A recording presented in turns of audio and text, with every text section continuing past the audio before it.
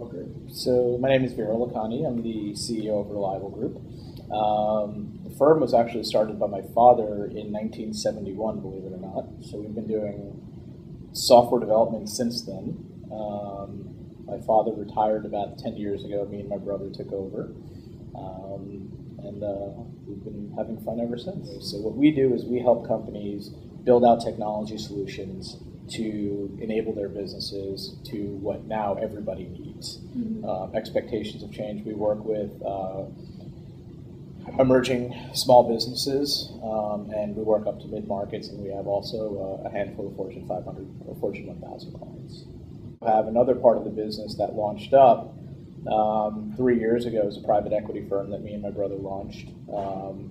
So part of that is also, a lot of that is advisory work. Right now it's just a lot of growth, given that we do web and mobile application development, just in the right place at the right time. We've had over 50% growth in the last 18 months. I'd say it's my father, from being one of the first people here, first generation. A very typical immigrant story. Came with $300, and that story, which a lot of us have experienced and know about. But the difference was my father never defined success by a bank account. He was always about giving back. His definition of success was being able to pick us up from school. He's one of the few individuals that I could say who knew when his stomach was full, and not everybody has that capability. So once his stomach was full, he started dedicating his life to giving back. So he now lives in an ashram with my mom in India. So they are very, very committed to religion. They've always been, even growing up. And my father's now very involved with School for the Hearing Impaired, some hospitals, other schools to help them with enablement for technology, and he's working harder than he's ever worked before. So really huge pair of shoes to fill. Growing up, we had before we live in Long Island, and there was no temple in Long Island back in the 80s, so it became our house. All of the lectures and whatever it may be was our house, was literally having people in and out, which was good and bad because other people loved it, and it was really odd for me is I actually developed a dislike for religion because of it, because I lost my family to it.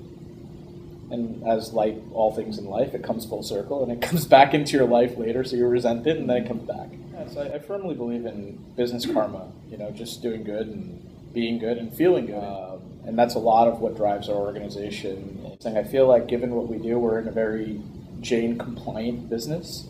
IT is actually one of the things that kind of is compliant in my perspectives. You're not hurting anybody, you're not doing anything, you're not digging anything, you're not, that subset of things that you're allowed to do is really narrow. And I've thought about that a lot. So this is like one of the things that really I'm happy about. It follows through that thread of Jainism and being good. I mean, there's a lot of things that we do that are really considered odd from most business perspectives. Our office in Long Island is completely vegetarian. There's no meat allowed to be eaten within the office. Surprisingly, a lot of the work that I have to do directly that I'm responsible for is customer facing.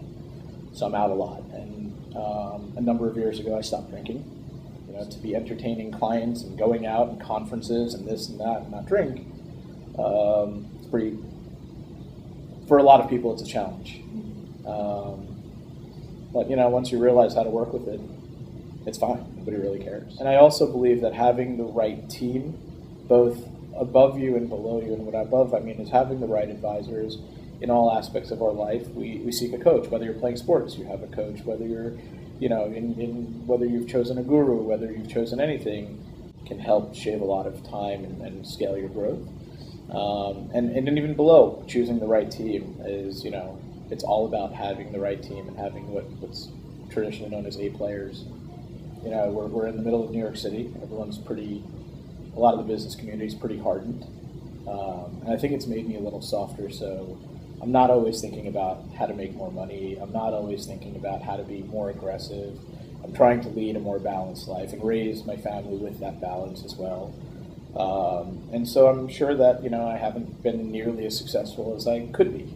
But Jainism puts a lot of that in perspective, so when you're looking at your peers, you're seeing them, go and be successful, and then, we're growing, quite tremendously, but there's a different emotional response to it. And I look at what legacy is going to be left behind to put everything in perspective. And so there's ups and downs in business, there's ups and downs in life, and it may not always matter. And so if you have that lens on when you're in the middle of things, it puts it in perspective, and you don't get so attached to whatever's going on. So I'm part of Entrepreneurs Organization, which is a global organization of about 10,000 members.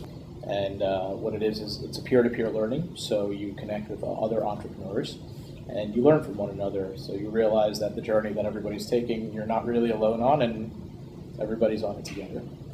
I've mentored officially 5 companies, of which both of them under my mentorship were able to achieve over $1 million in revenue when they weren't before. Be authentic in what you're doing. I think the world is now very transparent, and people can tell the difference between those that are authentic and those that are not. Setbacks are also opportunities. If you look at the history of businesses and great success stories, we're very privileged in the problems we get to deal with.